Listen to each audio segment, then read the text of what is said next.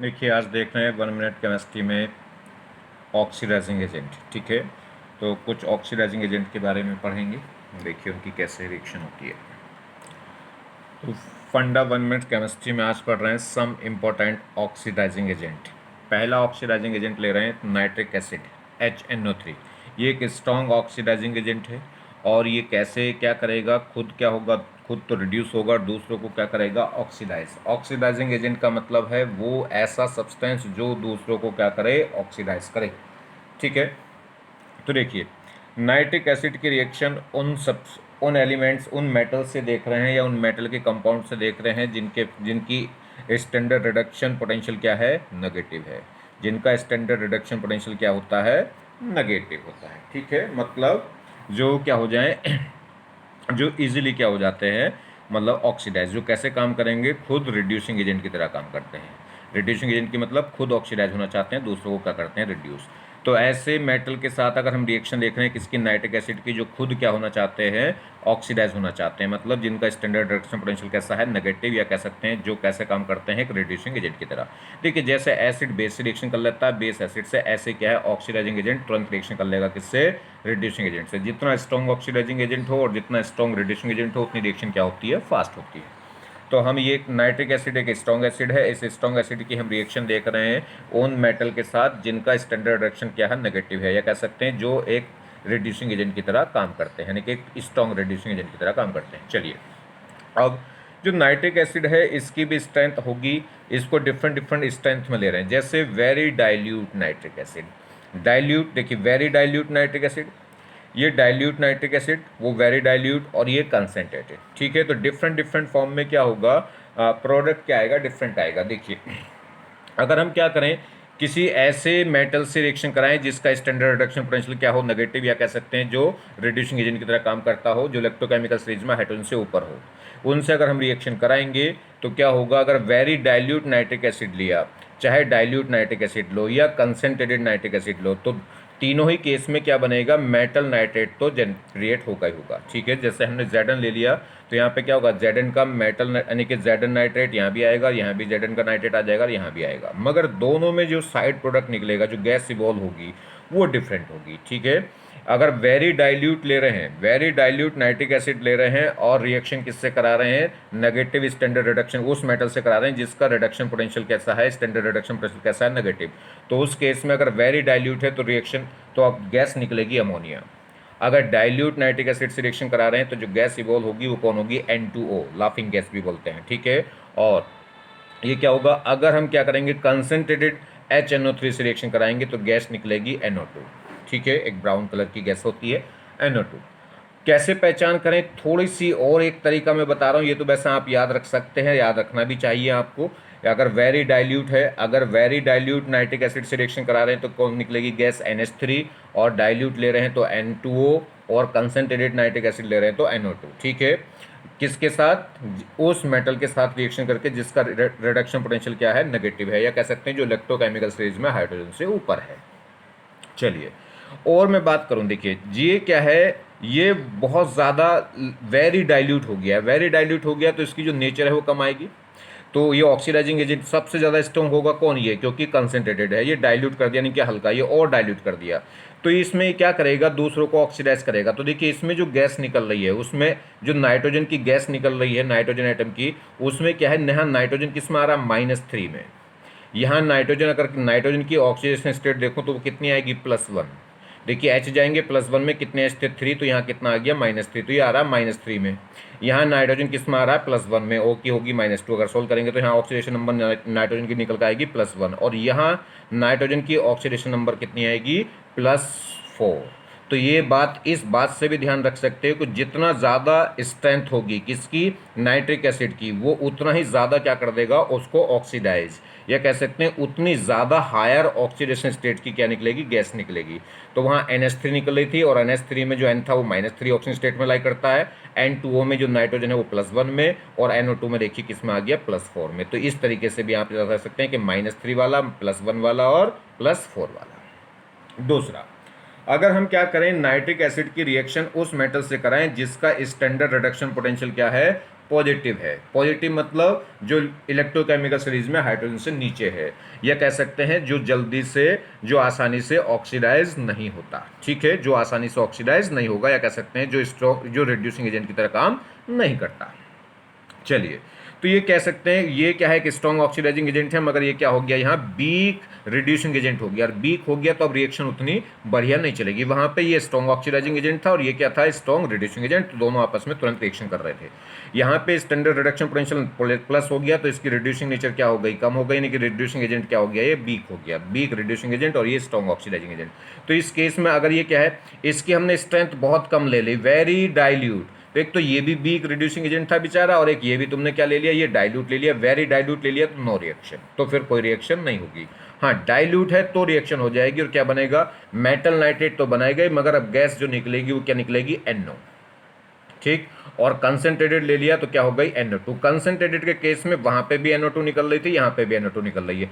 Dilute के case में इसमें NO, अगर हम क्या ले रहे हैं, पॉजिटिव स्टैंडर्ड रिडक्शन पोटेंशियल वाला केस मेटल ले रहे हैं, कि इलेक्ट्रोकेमिकल सीरीज में हाइड्रोजन से नीचे वाला मेटल ले रहे हैं, तो डाइल्यूट के केस में निकल रही है गैस NO।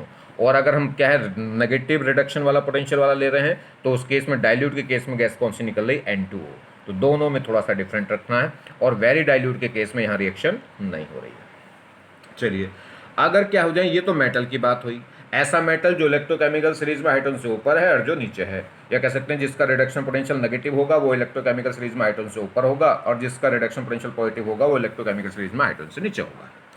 ये कह सकते हैं जो स्ट्रॉन्ग रिड्यूसिंग एजेंट की तरह काम करे मेटल।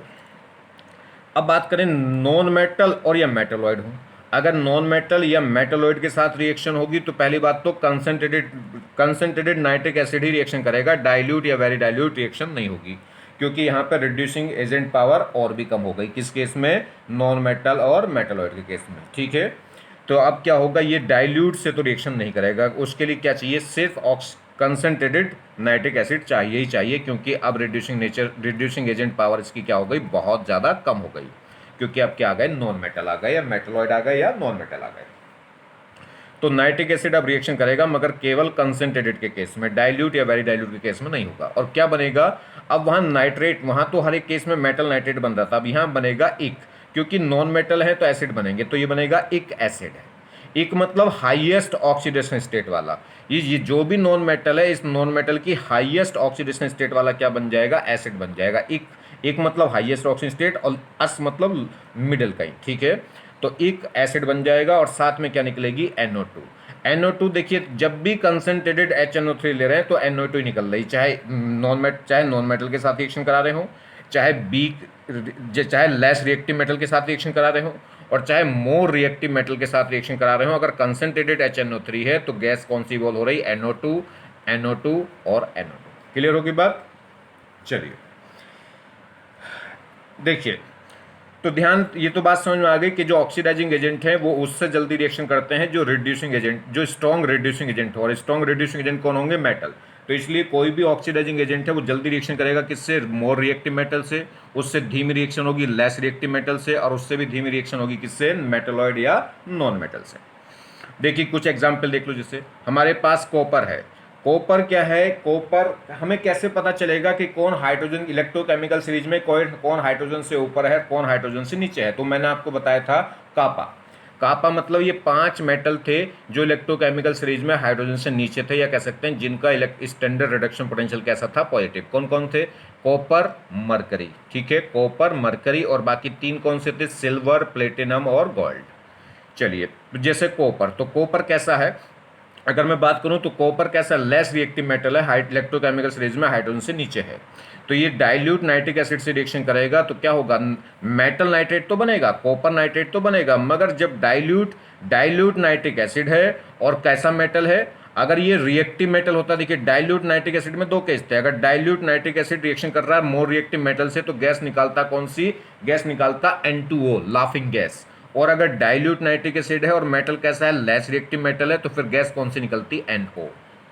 और अगर देखिए जैसे डाइल्यूट नाइट्रिक एसिड है, मगर ये मेटल जो है वो कौन सा है, Zn है, और Zn क्या है, रिएक्टिव मेटल है। रिएक्टिव मेटल मतलब यानी कि इलेक्ट्रोकेमिकल सीरीज में हाइड्रोजन से ऊपर है, या कह सकते हैं इसका स्टैंडर्ड रिडक्शन पोटेंशियल कैसा है, नेगेटिव। तो उस केस में अगर डाइल्यूट नाइट्रिक एसिड की रिएक्शन कराऊंगा तो कैसा होगा, N2O। तो गैस कौन सी निकल जाएगी, N2। तो दोनों में अंतर है। डाइल्यूट नाइट्रिक एसिड के केस में अगर लेस रिएक्टिव मेटल से रिएक्शन हो रही है तो NO निकलेगी, और मोर रिएक्टिव मेटल से रिएक्शन हो रही तो N2O निकलेगी। अगर कंसंट्रेटेड नाइट्रिक एसिड है तो हर एक केस में चाहे मोर रिएक्टिव मेटल हो, चाहे लेस रिएक्टिव मेटल हो, चाहे नॉन मेटल हो, चाहे मेटलॉइड हो, हर एक केस में NO2 निकलती है।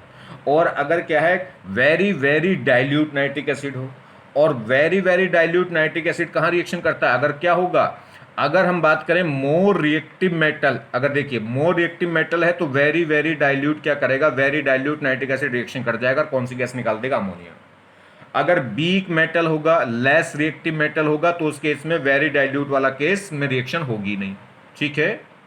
और अगर डाइल्यूट की बात करें तो डाइल्यूट वाले केस में रिएक्शन कहाँ होगी, जो लेस रिएक्टिव मेटल है उसमें भी होगी, और जो मोर रिएक्टिव मेटल है उसमें भी होगी, मगर नॉन मेटल या मेटलॉइड के केस में डाइल्यूट नाइट्रिक एसिड नहीं करेगा। और कंसंट्रेटेड नाइट्रिक एसिड तीनों केस में रिएक्शन करेगा, चाहे रिएक्टिव मेटल हो, चाहे लेस रिएक्टिव मेटल हो, चाहे मेटलॉइड हो, चाहे नॉन मेटल हो। आगे बात समझ में, एक बार 1 मिनट में फिर रिवाइज करा दूं आपको, सुनिए।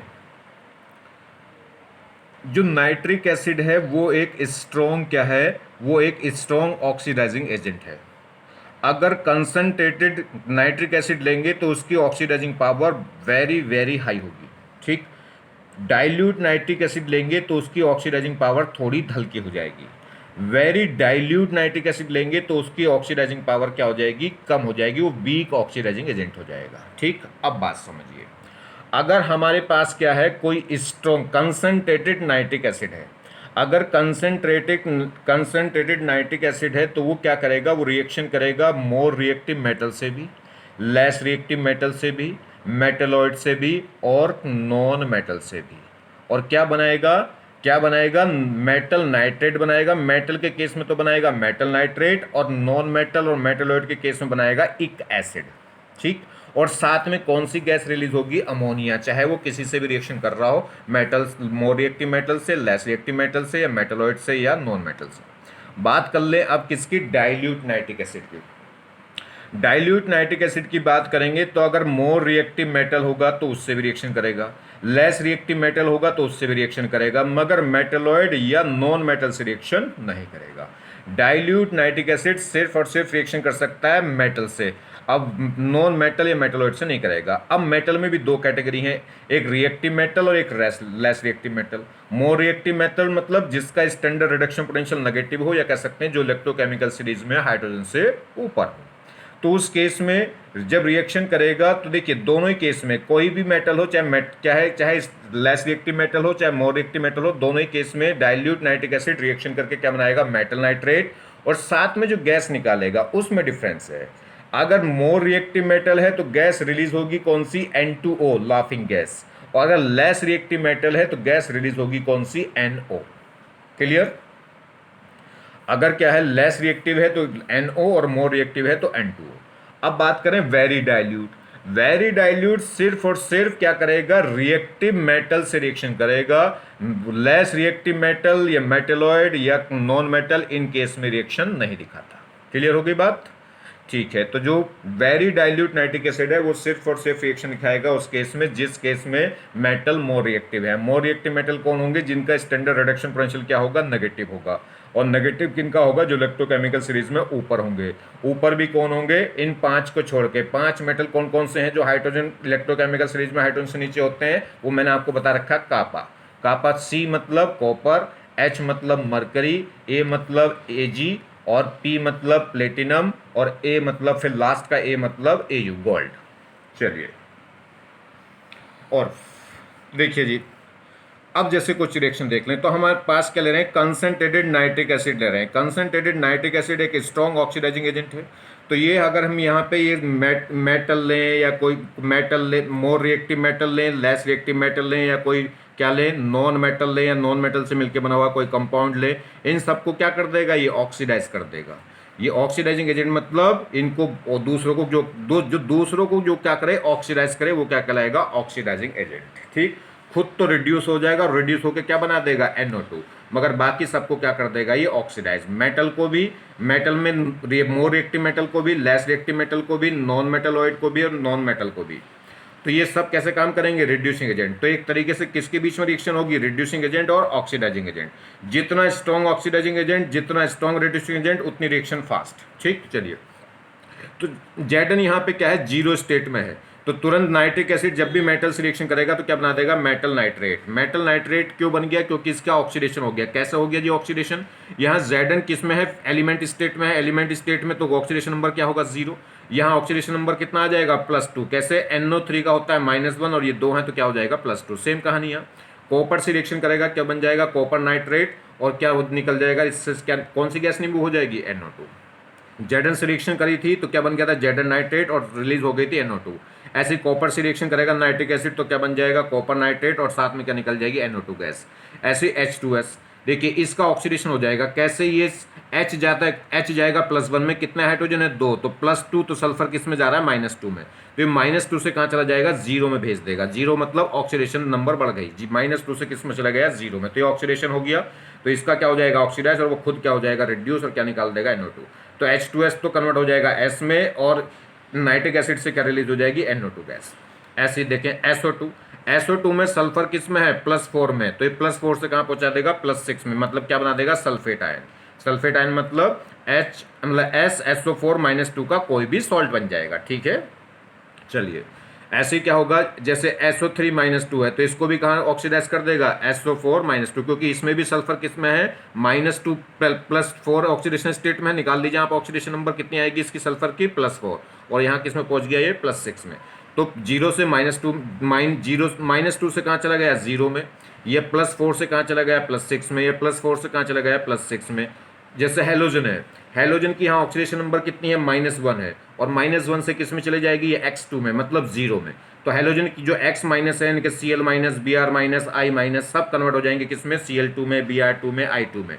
जो ऑक्सीडेशन नंबर -1 से किस में चले जाएगा, ये 0 में चला जाएगा। ठीक है, तो ऑक्सीडेशन नंबर बढ़ गई, -1 से क्या हो गई, 0, तो इसका क्या हो जाएगा, ऑक्सीडेशन, और उसका खुद का क्या हो जाएगा, रिडक्शन, क्या निकल जाएगी, NO2 गैस।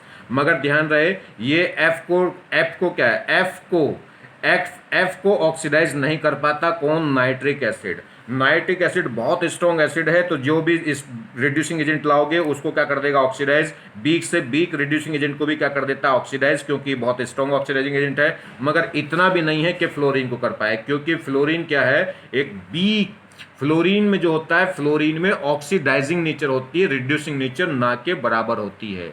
मैंने लास्ट लेक्चर में आपको पढ़ाया है। ठीक है, जो HI है, HBr है, वो क्या होते हैं, स्ट्रॉन्ग रिड्यूसिंग एजेंट, मगर HCl या HF इनमें ऑक्सीडाइजिंग नेचर होती है। इसलिए सबसे ज्यादा ऑक्सीडाइजिंग एजेंट कौन हो गया था, F2।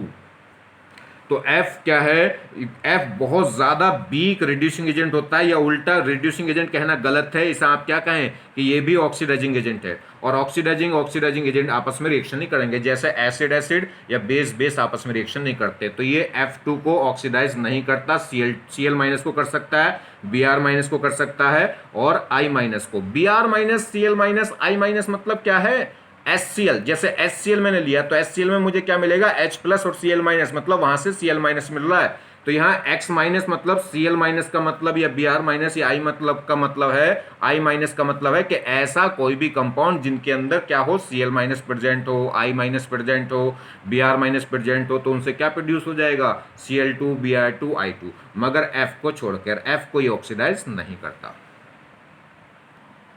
देखिए जी, तो अभी ये सीरीज खत्म नहीं हुई, अभी कंटिन्यू है।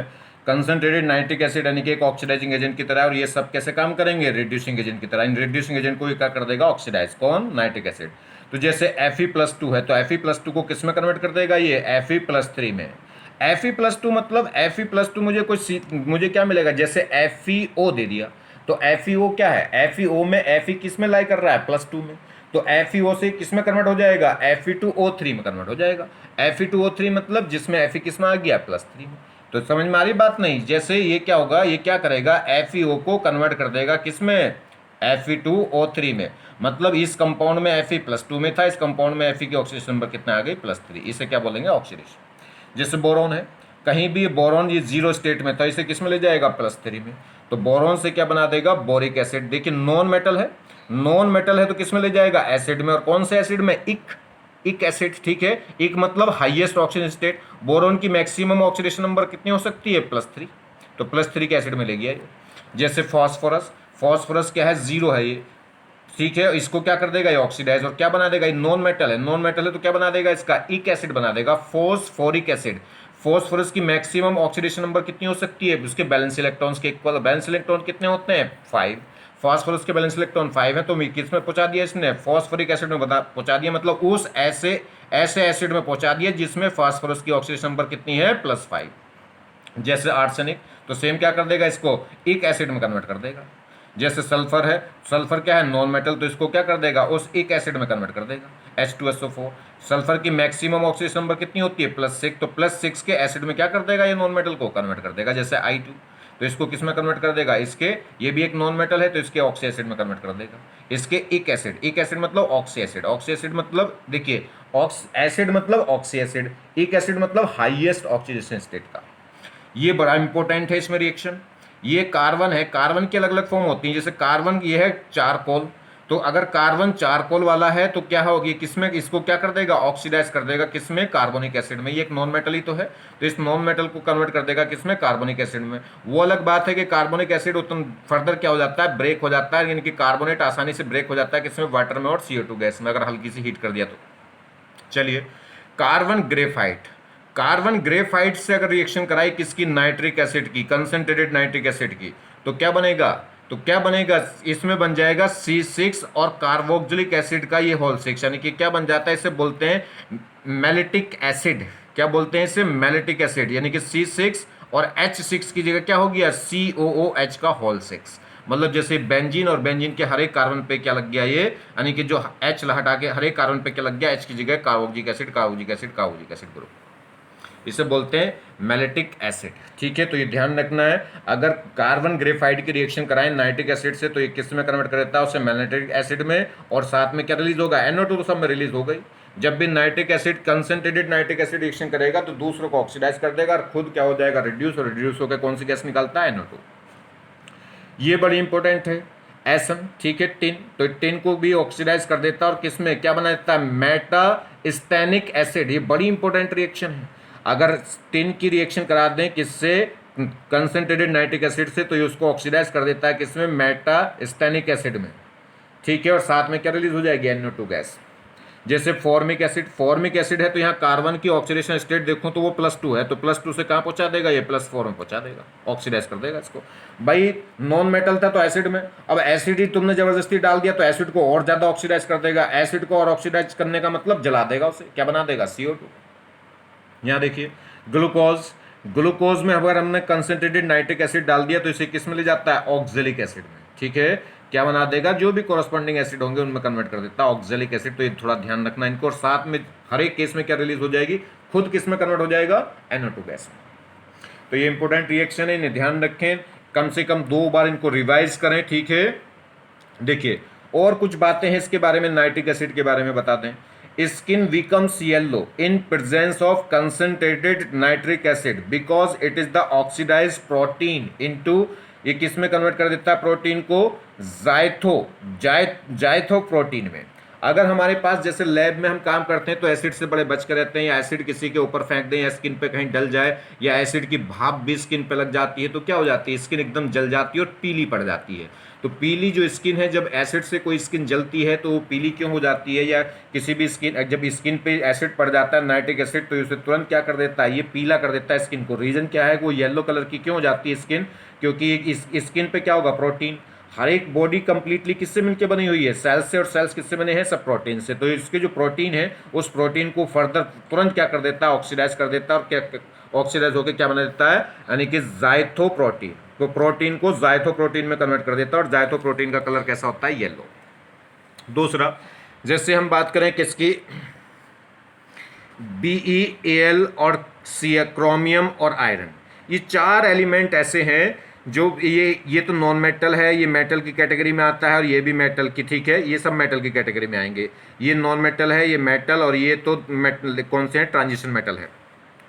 तो ये क्या है, ये 4 एलिमेंट ऐसे हैं, do not dissolve do not dissolve, या कह सकते हैं become inert nature. Inert nature मतलब रिएक्शन नहीं करते इन कंसंट्रेटेड नाइट्रिक एसिड। तो ये चार ऐसे सब्सटेंस हैं जो कंसंट्रेटेड नाइट्रिक एसिड से रिएक्शन नहीं करते या उसमें डिजोल्व नहीं होते। किसकी वजह से? Due to formation of protective layer of its oxide. ये जो चार एलिमेंट हैं, आयरन है, क्रोमियम है, एल्युमिनियम है या बेरिलियम है, ये नाइट्रिक कंसंट्रेटेड नाइट्रिक एसिड से रिएक्शन नहीं करते या उससे उसमें डिजोल्व नहीं होते या उसके प्रति क्या रहते हैं? इनर्ट रहते हैं। रीजन क्या है? ये जो मेटल हैं ये ऑक्सीजन से रिएक्शन करके आप इनके खुद के क्या बन जाते हैं? ऑक्साइड। जैसे आयरन है, आयरन को खुले हवा में एयर में पड़ा रहे तो उस पर क्या लग जाएगा? जर लग जाता है। वो जो जर लग जाता है उसकी सरफेस पे जो क्या हो जाती है? एक ब्राउन कलर की क्या हो जाती है? एक लेयर से जम जाती है जिसे बोलते हैं रस्टिंग ऑफ आयरन। ठीक है, तो वो क्या होती है? वो इन मेटलों के ऑक्साइड की लेयर होती है। ये मेटल एयर से रिएक्शन करके अपने ऑक्साइड बना लेते हैं और वो ऑक्साइड की लेयर इस पर चिपक जाएगी और वो ऑक्साइड की जो लेयर है वो नाइट्रिक एसिड को रियल में मेटल से कांटेक्ट में आने नहीं देती। यानी कि इस मेटल और नाइट्रिक एसिड के बीच में क्या आ जाती है? वो ऑक्साइड, मेटल ऑक्साइड की लेयर आ जाती है। वो लेयर इस नाइट्रिक एसिड को डायरेक्ट इस मेटल से रिएक्ट नहीं होने देती, जिससे क्या है? रिएक्शन नहीं होती। तो समझ में आ गई बात। ये चार एलिमेंट ऐसे हैं जो क्या कर लेते हैं? इन पे क्या हो जाता है? जर लग जाता है, या कह सकते हैं ये एयर से रिएक्शन करके अपने ऑक्साइड बना लेते हैं, जिससे इनके ऊपर एक ऑक्साइड की लेयर जनरेट हो जाती है और वो लेयर कॉन्टैक्ट में नहीं आने देती किससे? नाइट्रिक एसिड से। चलिए दूसरा पीबी। पीबी क्या है? देखो मैंने 5 मेटल ऐसे बताए थे जो इलेक्ट्रोकेमिकल सीरीज में हाइड्रोजन से नीचे हैं। पीबी इलेक्ट्रोकेमिकल सीरीज में हाइड्रोजन से ऊपर है, मगर फिर भी ये क्या है? मतलब इसका स्टैंडर्ड रिडक्शन पोटेंशियल नेगेटिव है, फिर भी ये कैसा काम करता है? पॉजिटिव की तरह काम करता है। मतलब ऐसा काम करता है जैसे कि हाइड्रोजन से नीचे वाले, इलेक्ट्रोकेमिकल सीरीज में हाइड्रोजन से नीचे वाले जो मेटल है, मतलब लेस रिएक्टिव मेटल की तरह काम करता है। इसका रिडक्शन पोटेंशियल नेगेटिव है, फिर भी ये कैसा काम करता है? पॉजिटिव रिडक्शन वालों की तरह काम करता है, मतलब लेस मेटल की तरह काम करता है। तो Pb is the negative standard reduction potential metal but behave as a positive standard reduction potential metal with dilute nitric acid और या very dilute nitric acid। इस कंसंट्रेटेड से नहीं, कंसंट्रेटेड तो कर देगा इसको, ठीक है, कंसंट्रेटेड तो इसको सीधा कर देगा, ऑक्सीडाइज कर देगा। मगर क्या है? ये कह रहा है कि जो पीबी है वो क्या है? डाइल्यूट नाइट्रिक एसिड और वेरी डाइल्यूट नाइट्रिक एसिड के साथ कैसा बिहेव कर देता है? लेस रिएक्टिव मेटल की तरह बिहेव कर देता है। मतलब कैसी रिएक्शन होगी? जैसी रिएक्शन, यानी कि इस केस में अगर पीबी की रिएक्शन में किससे कराऊंगा? डाइल्यूट नाइट्रिक एसिड या वेरी डाइल्यूट नाइट्रिक एसिड से, तो वो गैस निकलेगी, मेटल नाइट्रेट तो बन ही जाएगा, मगर गैस कौन सी निकलेगी? वो कैसे निकलेगी? जैसे कि लेस रिएक्टिव वाला मेटल निकलता था। लेस रिएक्टिव वाला मेटल गैस कैसे निकालता था? अगर आप क्या कर रहे थे? लेस रिएक्टिव वाले मेटल में अगर आप वेरी डाइल्यूट से कर रहे थे तब तो रिएक्शन हो ही नहीं रही थी। तो पीबी अगर वेरी डाइल्यूट से रिएक्शन कराओगे तो होगी नहीं, और डाइल्यूट नाइट्रिक एसिड से कराओगे तो रिएक्शन हो जाएगी, मगर कौन सी गैस निकलेगी?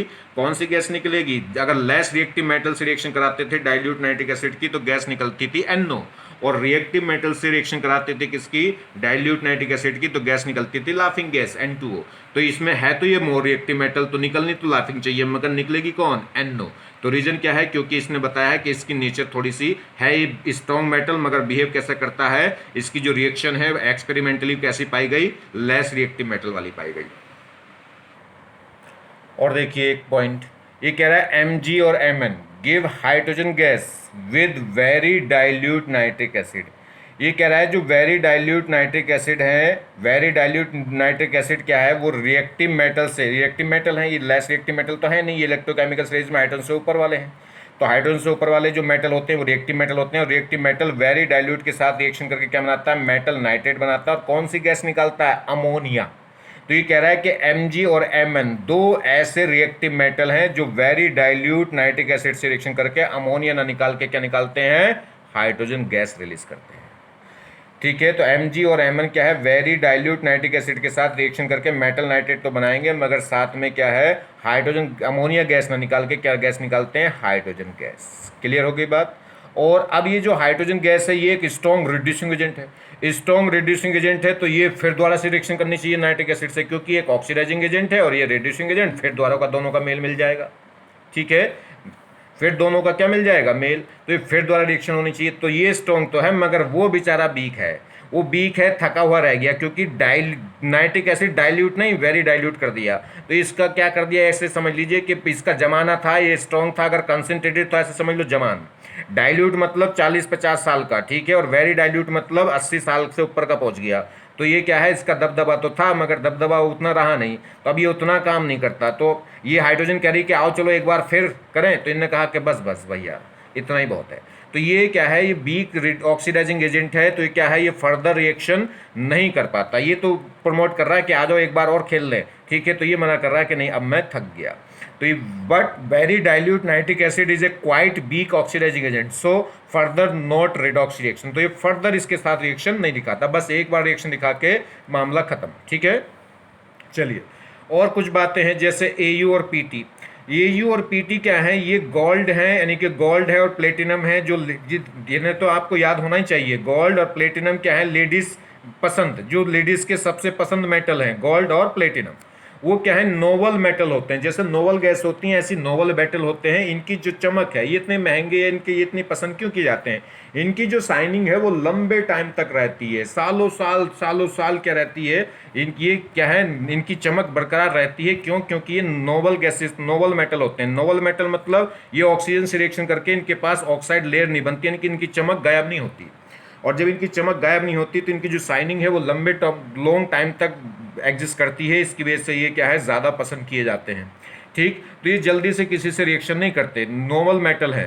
तो क्या है, रिएक्टेड ओनली विद, तो केवल और केवल किस में रिएक्ट हो सकते हैं, इनका जो सॉल्यूशन है वो केवल किस में बनता है, एक्वा रिगा। यानी कि कितना भी स्ट्रॉन्ग ऑक्सीडाइजिंग एजेंट ले लो, यानी कि कंसनट्रेटेड, जो कंसनट्रेटेड नाइट्रिक एसिड है उसके बस की बात भी नहीं है इनको क्या करना, डिसॉल्व करना।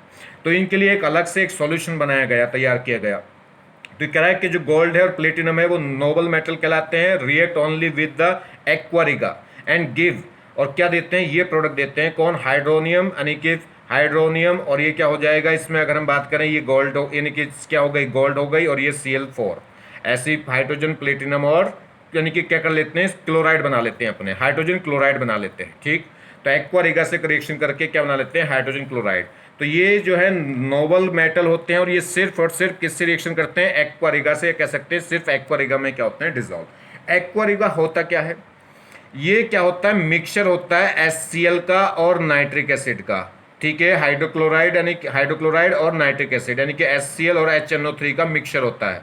कैसा मिक्सचर, वो भी कंसंट्रेटेड का। तो कंसंट्रेटेड HCl और कंसंट्रेटेड नाइट्रिक एसिड, और किस रेशो में, किस हिस्सों में, अगर एक गिलास अगर नाइट्रिक एसिड है तो 3 गिलास HCl है, मतलब 3 हिस्से, 3 पार्ट अगर किसके HCl के हैं तो 1 पार्ट किसका है, कंसंट्रेटेड नाइट्रिक एसिड का। ध्यान रहे कंसंट्रेटेड होनी चाहिए। तो 3 पार्ट्स कंसंट्रेटेड HCl और plus 1 part concentrated nitric acid, ये जो मिक्सचर है ये कहलाता है एक्वा रिगा। ये जब एक्शन में आएगा, जब ये आपस में मिक्सचर ये तैयार कर दिया जाता है, तो इस ये एक्चुअल में किस फॉर्म में मिलता है, ये आपस में रिएक्शन करके एक तो बना देंगे NOCl, एक ये वाटर मॉलिक्यूल, और 2 क्या होते हैं, ये क्या कर लेंगे, नेसेंट हाइड्रोजन प्रोड्यूस करते हैं। जैसे आपने सुना होगा नेसेंट हाइड्रोजन रिड्यूस करने के लिए, नेसेंट ऑक्सीजन ऑक्सीडाइज करने के लिए, यहाँ नया ही रूल निकल कर आ गया, नेसेंट हैलोजन मिल गई, ठीक। ये हैलोजन क्या करती है, इनसे रिएक्शन करके हैलाइड बना देती है, यानी कि अपना क्लोराइड, और हैलोजन भी कौन सी, क्लोराइड। तो देखिए जब सिल्वर क्या होगा, जैसी गोल्ड क्या करेगा, इसके एक्वा रिगा के संपर्क में आएगा तो इसे क्या मिल जाएंगी, नेसेंट हाइड्रोजन। कितनी चाहिए, जितनी इसे चाहिए उतनी मिल जाएंगी। इसकी बैलेंसी जनरली गोल्ड किसमें एग्जिस्ट करता है, गोल्ड सबको पता है, सबको पसंद भी है, महंगा भी है, पहनना भी पसंद करते हैं। क्या ये मालूम है कि गोल्ड की कौन सी स्टेट स्टेबल होती है, मोर स्टेबल, 3। तो गोल्ड मोर स्टेबल होता है +3 ऑक्सीडेशन स्टेट में। तो ये +3 ऑक्सीजन स्टेट में स्टिल होता है, नहीं कि बिल्कुल एल्युमिनियम का भाई होता है। तो तुरंत क्या बन जाएगा, AuCl3। और ये फर्दर HCl से इसकी रिएक्शन कराओगे तो क्या हो जाता है, ये कॉम्प्लेक्स बना लेता है। अच्छा 4Cl क्यों, क्योंकि इसका जो गोल्ड का है, गोल्ड का कोऑर्डिनेशन नंबर 4 होता है, ये बात भी ध्यान रखना। तो गोल्ड का कोऑर्डिनेशन नंबर कितना होता है, 4। तो इसलिए इस पे क्या हो गया, 4 लिगेंड्स अटैच होके, और ये क्या बन जाएगा, एक कॉम्प्लेक्स। क्या बोलेंगे, टेट्रा क्लोरो, और ये क्या होगा, एक्यूरिक, और ये क्या हो जाएगा जी, एसिड। ऐसे देखिए प्लेटिनम की बैलेंस देखिए, प्लेटिनम 2 ऑक्सीजन स्टेट में एग्जिस्ट करता है, +2 और +4, मगर जो मोर स्टेबल स्टेट होती है वो +4 होती है। और कोऑर्डिनेशन नंबर की बात करें, अगर प्लेटिनम +2 में है तो कोऑर्डिनेशन नंबर होती है 4, और प्लेटिनम अगर क्या है +4 ऑक्सीडेशन स्टेट में है तो कोऑर्डिनेशन नंबर होती है 6। ये बात मैंने कई बार बताई है कोऑर्डिनेशन कंपाउंड में भी। तो प्लेटिनम की रिएक्शन जैसे हम किससे कराएंगे, एक्वा रिगा से कराएंगे, तो एक्वा रिगा हमें क्या देता है, नेसेंट क्लोराइड, और नेसेंट क्लोराइड तुरंत इससे रिएक्शन करके क्या बनाएगी, PtCl4।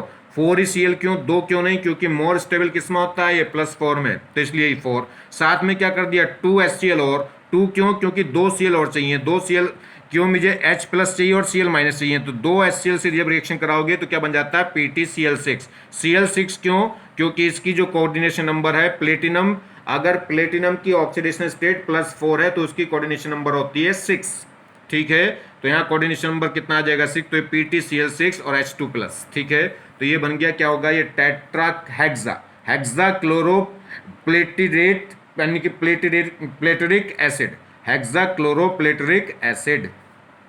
एक और बड़ी इंपॉर्टेंट बात है, सिल्वर यानी कि चांदी, Ag does not react with aqua regia, यानी कि चांदी अभी भी क्या है, चांदी एक्वा रिगा से रिएक्शन नहीं करती, ठीक है, समझ लेना बात को। बहुत ज़्यादा सॉल्युबल सब्सटेंस मिक्सचर होता है कौन, एक्वा रिगा, मगर कितना ही हो सिल्वर उससे अछूता रहेगा, क्यों, रीजन वही है, इस पे क्या हो जाएगी, ऑक्साइड लेयर बन जाती है, ऑक्साइड लेयर एक्वा रिगा से रिएक्शन नहीं करने देगी। तो सिल्वर देखिए सबसे ज़्यादा साइनिंग, अगर हम बात करें तो सबसे ज़्यादा साइनिंग किस में होती है, सबसे ज़्यादा साइनिंग होती है सिल्वर में, चांदी में, मगर फिर भी लोग गोल्ड को या प्लेटिनम को पसंद करते हैं। रीज़न क्या है, क्योंकि सिल्वर की जो चमक है वो कुछ दिनों बाद में डेड हो जाती है, ब्लैक हो जाती है, महीने, 2 महीने, 4 महीने, 6 महीने में, क्योंकि ये क्या कर लेता है, ऑक्सीजन से रिएक्शन करके ऑक्साइड लेयर बना लेता है, और वो ब्लैक कलर की होती है, इसलिए वो ब्लैक पड़ जाती है। चलिए, एक्वा रिगा भी क्या होता है, तो एक्वा रिगा भी एक ऑक्सीडाइजिंग एजेंट हुआ और नाइट्रिक एसिड से भी स्ट्रॉन्ग हुआ, ठीक है। तो एक्वा रिगा भी एक ऑक्सीडाइजिंग एजेंट है, कैसे काम करता है, ये भी एक ऑक्सीडाइजिंग एजेंट की तरह, तो ये भी क्या कर देगा, जो रिड्यूसिंग एजेंट है उनको क्या कर देगा, ऑक्सीडाइज। जैसे सल्फर यहाँ -2 से किस में ले जाएगा, 0 में, +4 से कहाँ ले जाएगा, +6 में, और जैसे NO2-1 है तो ये किस में है, +3 में है, तो इस नाइट्रोजन को +3 से कहाँ ले जाएगा, +5 में, मतलब क्या बना देगा, NO3-1। इसमें ऑक्सीडेशन नंबर निकालूंगा इनकी तो +5 आएगी, इसमें कितनी थी, +3। जैसे X- है तो किस में ले जाएगा, X2 में, मतलब जैसे HCl है तो HCl को किस में कन्वर्ट कर देगा, Cl2 में, HBr है तो उसमें कन्वर्ट कर देगा Br2 में, I2 है तो उसके क्या बना देगा, नॉन मेटल है, नॉन मेटल है तो उनके क्या बना देगा, ऑक्सी एसिड, ठीक है। ऑक्सी एसिड भी कौन से, एक वाले, जैसे ये Fe+2, तो Fe+2 को कहाँ ले जाएगा, Fe+3 में, ऑक्सीडाइज कर देगा इनको। ये क्या होंगे, रिड्यूसिंग एजेंट की तरह काम करेंगे, और एक्वा रिगा कैसे काम करेगा, ऑक्सीडाइजिंग एजेंट, और ऑक्सीडाइजिंग एजेंट मतलब वो रिड्यूसिंग एजेंट को क्या कर देगा, ऑक्सीडाइज। ये देखिए, concentrated sulphuric acid, concentrated H2SO4, मतलब क्या बोलते हैं, sulphuric acid, not dilute sulphuric acid. जो कंसंट्रेटेड सल्फ्यूरिक एसिड है वो भी एक ऑक्सीडाइजिंग एजेंट की तरह काम करता है, मगर ये स्ट्रॉन्ग ऑक्सीडाइजिंग एजेंट नहीं होता, माइल्ड ऑक्सीडाइजिंग एजेंट होता है। ये उतना स्ट्रॉन्ग ऑक्सीडाइजिंग एजेंट नहीं होता जितना नाइट्रिक एसिड होता है, और मैंने लास्ट लेक्चर में आपको ऑर्डर पढ़ाया भी है कि कौन स्ट्रॉन्ग ऑक्सीडाइजिंग एजेंट का ऑर्डर बताया था, कौन ज़्यादा है कौन कम है, तो उसमें नाइट्रिक एसिड स्ट्रॉन्ग एसिड आया था किससे, H2SO4 से। चलिए, तो ये क्या होगा, पहली बात तो जो सल्फ्यूरिक एसिड है वो ऑक्सीडाइजिंग एजेंट की तरह काम करता है, मगर कौन सा, concentrated sulphuric acid. Dilute sulphuric acid कभी ऑक्सीडाइजिंग एजेंट का काम नहीं करता, वो सिर्फ और सिर्फ एसिड का काम करता है। इसलिए जब ऑर्गेनिक में मैंने आपको मैकेनिज्म बताए थे तो मैंने आपको बताया था कि यहाँ पे कौन सा एसिड लेना, कि सिर्फ डाइल्यूट। डाइल्यूट क्यों ले रहे थे, क्योंकि हमें सिर्फ एसिड की जरूरत थी, ऑक्सीडाइजिंग एजेंट की जरूरत नहीं थी, क्योंकि अगर कहीं पे तो लिखा होगा कि कंसंट्रेटेड सल्फ्यूरिक एसिड लेना तो वहाँ पे एसिड की कम जरूरत होगी, किसकी ज़्यादा जरूरत होगी, ऑक्सीडाइजिंग एजेंट की, इसलिए कंसंट्रेटेड लिया होगा। तो ध्यान रखना कि जो डाइल्यूट सल्फ्यूरिक एसिड है वो सिर्फ और सिर्फ किसकी तरह काम करता है, एसिड की तरह, मगर जो कंसंट्रेटेड सल्फ्यूरिक एसिड है वो ऑक्सीडाइजिंग एजेंट की तरह भी काम कर सकता है और एसिड की तरह भी, ठीक है। तो ध्यान रखना, डाइल्यूट सल्फ्यूरिक एसिड कभी ऑक्सीडाइजिंग एजेंट की तरह काम नहीं करता, वो सिर्फ एसिड की तरह काम करता है। तो concentrated sulphuric acid act as a mild oxidising agent, oxidising agent है मगर माइल्ड, माइल्ड मतलब धीमा, मिडिल, ना बहुत ज़्यादा स्ट्रॉन्ग ना बहुत ज़्यादा धीमा। एंड रिड्यूस टू SO2, और खुद किस में रिड्यूस हो जाएगा, SO2 में, मतलब दूसरों को ऑक्सीडाइज करा देगा और खुद रिड्यूस होकर किस में चला जाएगा, SO2 में, मतलब यहाँ सल्फर किस में था, +6 में, +6 से किस में रिड्यूस हो जाएगा, +4 में। Dilute sulphuric acid does not act as a oxidising agent, only as a acid, सिर्फ ये एसिड की तरह काम करेगा, ऑक्सीडाइजिंग एजेंट की तरह काम नहीं करता। तो देखिए, कंसंट्रेटेड सल्फ्यूरिक एसिड क्या है, एक ऑक्सीडाइजिंग एजेंट है, कैसा, माइल्ड। तो ये भी क्या करेगा, जो मेटल है, जैसे रिएक्टिव मेटल है, तो मेटल हो चाहे मोर रिएक्टिव मेटल हो चाहे लेस रिएक्टिव मेटल हो, इनको क्या कर देगा, ऑक्सीडाइज कर देगा और क्या बना देगा, उनके सल्फेट, जैसे वहाँ नाइट्रेट बन रहे थे, यहाँ पे क्या बन रहा है, सल्फेट। जैसे नॉन मेटल आ गया तो नॉन मेटल के भी क्या बना देगा ये, इक, यानी कि हाइट क्या बना देगा, एसिड बना देगा। और एसिड भी कौन से, एक वाले, यानी कि ऑक्सी एसिड बन जाएंगे कौन से, एक मतलब हाईएस्ट ऑक्सीजन स्टेट वाले। तो फास्फोरस की हाईएस्ट ऑक्सीजन स्टेट कितनी होगी, +5, तो +5 वाला एसिड बना दिया। जैसे कार्बन भी नॉन मेटल है तो इसको किस में कन्वर्ट कर देगा, इसको कन्वर्ट कर देगा कार्बोनिक एसिड में। और कार्बोनिक एसिड फर्दर ये अनस्टेबल होता है, टूट जाता है CO2 और वाटर में। जैसे सल्फर है तो सल्फर को किस में ले जाएगा, SO2 में, मतलब जीरो ऑक्सीडेशन स्टेट से किस में ले गया, जीरो से किस में ले गया, +4 में ऑक्सीडाइज कर दिया। अगर नाइट्रिक एसिड होता तो किस में ले जा रहा था, सीधा सल्फर को भी किस में ले जा रहा था, SO4-2 में, वो +6 में ले जा रहा था, ये किस में छोड़ दे रहा बेचारा, +4 में ही, क्योंकि थोड़ा सा धीमा है। आगे बात समझ में नहीं, अंतर समझ रहे हो कि नहीं। अगर यही रिएक्शन में किससे कराता नाइट्रिक एसिड से, तो सल्फर को किस में छोड़ता ले जाके, SO4-2 में, मतलब +6 स्टेट में, या कह सकते हैं H2SO4 में ले जाता। ये देखिए Br- या HBr मतलब यहां से क्या मिलने वाला मुझे, Br-, तो Br- या HBr एक ही बात है। ये जैसे HI या I- एक ही बात है, क्योंकि HI से क्या मिलने वाला, I-, तो Br- को I- को कन्वर्ट कर देगा किस में, ये Br2 में। क्यों, यहाँ ऑक्सीडेशन नंबर कितनी है, -1, और वहाँ कितनी हो जाएगी, 0, क्योंकि सेम एटम आपस में मिल गए तो ऑक्सीडेशन नंबर क्या हो जाएगी, 0। तो -1 से 0 हो गई ऑक्सीडेशन नंबर, ऑक्सीडेशन नंबर बढ़ गया तो ये क्या हुआ, ऑक्सीडेशन। तो ये क्या कर देगा, Br- को ऑक्सीडाइज कर देगा किसमें, Br2। ऐसे I- को ऑक्सीडाइज कर देगा I2 में। मगर ये F- या Cl- को ऑक्सीडाइज नहीं कर पाएगा। नाइट्रिक एसिड Cl- को ऑक्सीडाइज कर दे रहा था, F- को नहीं कर पा रहा था वो भी, ठीक। मगर ये क्या है, H2SO4 अब Br को और I को कर देंगे, F को तो ना नाइट्रिक एसिड कर रहा था ना इसके बस की बात है, और ये Cl- को भी नहीं कर पाता। जो सल्फ्यूरिक एसिड है कंसंट्रेटेड, वो Cl- को भी ऑक्सीडाइज नहीं कर पाता, मगर नाइट्रिक एसिड होता तो इसको भी कर देता, इसको भी, इसको नहीं करता बस वो। और फाइनली क्या निकल जाता है, SO2। अच्छा, इसको क्यों नहीं कर पा रहे, क्योंकि उतने स्ट्रॉन्ग रिड्यूसिंग एजेंट नहीं होते, वीक रिड्यूसिंग एजेंट होते हैं। तो वीक क्या है, देखिए जितना मैंने आपको बताया था, जितना स्ट्रॉन्ग ऑक्सीडाइजिंग एजेंट और जितना स्ट्रॉन्ग ऑक्सीडाइजिंग एजेंट होगा और जितना स्ट्रॉन्ग रिड्यूसिंग एजेंट होगा, रिएक्शन उतनी फास्ट होगी, ठीक। जोन सा भी कमजोर होता चलाएगा तो रिएक्शन उतनी कम होती जाएगी। चलिए, तो F- Cl- weak reducing agent है, और जो क्या है H2SO4 है वो माइल्ड ऑक्सीडाइजिंग एजेंट है, तो वो इन्हें बेचारों को ऑक्सीडाइज नहीं कर पाएगा। लास्ट क्वेश्चन देखिए, which of the following acid can not be obtained by the reaction of its corresponding salt and concentrated H2SO4। ये कह रहा है ये इनमें से कौन सा एसिड ऐसा है जो उसके कॉरस्पॉन्डिंग सॉल्ट से और कॉरस्पॉन्डिंग सॉल्ट की रिएक्शन सल्फ्यूरिक एसिड से कराने से नहीं मिलता। जैसे HF है तो HF का कॉरस्पॉन्डिंग सॉल्ट मतलब F का सॉल्ट कोई, तो कैल्शियम CF2 ले लिया, इसके कॉरस्पॉन्डिंग F का कॉरस्पॉन्डिंग सॉल्ट ले लिया CF2, इसकी रिएक्शन करा दी H2SO4 से। तो ये क्या करेगा, इस मेटल को क्या कर देगा, ऑक्सीडाइज, या इसको मेटल को क्या कर देगा, ये ऑक्सीडाइज, क्या बना देगा, इस कैल्शियम का क्या बना देगा, कैल्शियम सल्फेट। और ये यहाँ से क्या निकल जाएगा, H, यानी कि हाइड्रोजन गैस रिलीज हो जाएगी, H निकाल के HF क्या बना देगा, HF।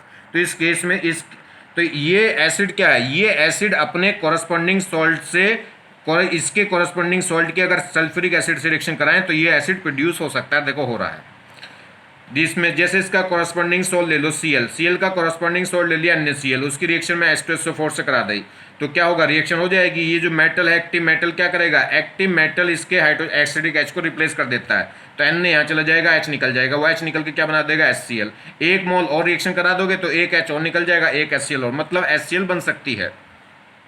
जैसे इसका कॉरस्पॉन्डिंग सोल्ट होगा NaNO2, उसकी रिएक्शन H2SO4 से कराई तो वहां से क्या होगा, ये एसिडिक H, ये एक्टिव मेटल है, ये एक्टिव मेटल यानी कह सकते हैं मोर रिएक्टिव मेटल है, ये तुरंत क्या करेगा, एसिडिक H को निकाल देगा बाहर, क्योंकि सल्फ्यूरिक एसिड के पास एसिडिक H है, तो H निकाल के तुरंत क्या कर देगा, ये NaHSO4 बना देगा, और क्या बन जाएगा साथ में, ये जो H है यहाँ के क्या बना देगा, HNO3, और नाइट्रिक एसिड तो ये बन रहा है। तो इसका मतलब ये भी कॉरस्पॉन्डिंग सॉल्ट की रिएक्शन सल्फ्यूरिक एसिड से कराने से बन रहा है। देखिए बात करें HBr और HI की, जब इनका मान लीजिए HBr को ले लो तो HBr का कॉरस्पॉन्डिंग सॉल्ट होगा NaBr, इसकी रिएक्शन मैंने कराई H2SO4 से, तो रिएक्शन तो होगी क्योंकि ये एक्टिव मेटल इसके एसिडिक H को रिप्लेस कर देगा, H जाएगा Na आ जाएगा, ये जो H है जो H निकलेगा वो Br से रिएक्शन करके बनाएगा HBr। अगर I लेते तो क्या बनाता HI, अब HI और HBr क्या है, स्ट्रॉन्ग रिड्यूसिंग एजेंट हैं, स्ट्रॉन्ग रिड्यूसिंग एजेंट है तो दोबारा बुला लेंगे किसको, H2SO4 को, कि भाई साहब जरा यहाँ आओ, एक बार दोबारा से होगी बात, ठीक है। तो ये क्या है, ये स्ट्रॉन्ग रिड्यूसिंग एजेंट बन गया। ये क्या कर लेगा, इस ऑक्सीडाइजिंग एजेंट को दोबारा बुला लेगा। ये ऑक्सीडाइजिंग एजेंट था तो इस ऑक्सीडाइजिंग एजेंट को नहीं बुलाएगा, भाई भाई की बात है। ये क्या है, वीक रिड्यूसिंग एजेंट है, ये वीक रिड्यूसिंग एजेंट है, तो ये इस ऑक्सीडाइजिंग एजेंट का कुछ नहीं कर पाएंगे, डर जाएंगे इससे। मगर जैसे ही HBr या HI आएगा तो वो इस ऑक्सीडाइजिंग एजेंट को बुला लेगा कि आप इधर आओ, आपने बगैर पूछे ये बात कही कैसे, ये काम करा कैसे आपने। तो ये रिड्यूसिंग एजेंट इस ऑक्सीडाइजिंग एजेंट्स के साथ फिर दोबारा से रिएक्शन करके क्या बना देगा, Br2 और SO2। तो कहने का मतलब जो HBr बना था वो रहेगा नहीं, वो हाथों हाथ इससे रिएक्शन करके क्या बना देगा, Br2। मतलब इसने इसको बुला लिया और ये H2SO4 इसे फिर तोड़ देगा, तोड़ के ऑक्सीडाइज करके क्या बना देगा, Br2। अभी तो सिखाया है कि F माइनस या I माइनस को किस में ऑक्सीडाइज कर देगा, ये X2 में, X माइनस को ऑक्सीडाइज कर देगा X2 में, मतलब Vr माइनस को क्या बना देगा, Br2। तो ये क्या कर देगा, इसको फर्दर ऑक्सीडाइज कर देगा और ये इसको तोड़ देगा, रिड्यूस कर देगा, क्या बना देगा, SO2। मतलब एक चपाती है इसके और एक चपाती है उसके, ठीक है। तो यहाँ पे Br2 बचेगी, ना कि HBr या ना कि HI।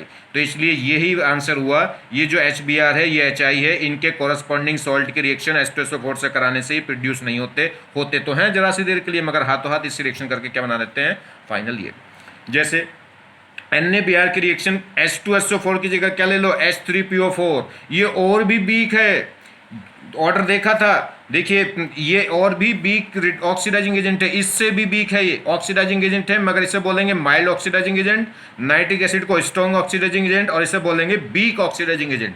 तो इसकी रिएक्शन इससे कराएं तो ये एक्टिव मेटल इसके एसिडिक एच को हटा देगा, ठीक है, और क्या बन जाएगा, ये सॉल्ट, और ये बन जाएगा HBr। ये HBr क्या है, स्ट्रॉन्ग रिड्यूसिंग एजेंट है और इस ऑक्सीडाइजिंग एजेंट को फिर दोबारा बुलाएगा, ये जैसा एसिड बेस की रिएक्शन होती है ऐसी रिड्यूसिंग एजेंट और ऑक्सीडाइजिंग एजेंट।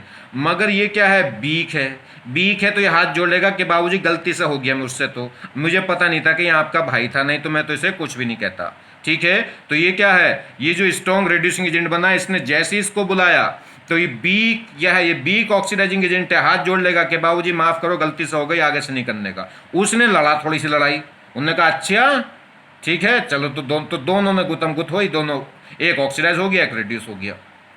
क्लियर होगी बात। वहां पे उन्होंने बुलाया नहीं क्योंकि वो वीक है, तो इससे पहले डर गए वो।